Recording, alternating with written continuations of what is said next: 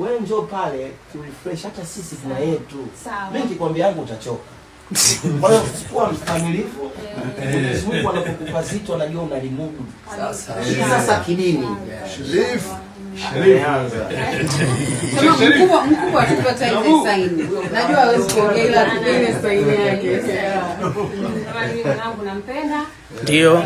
Nampenda na mwenyewe anajua. Ndio. Nampenda sana na mwenyewe anajua. Ndio. Na mkubwa hawezi kukaa sehemu yote bila mimi.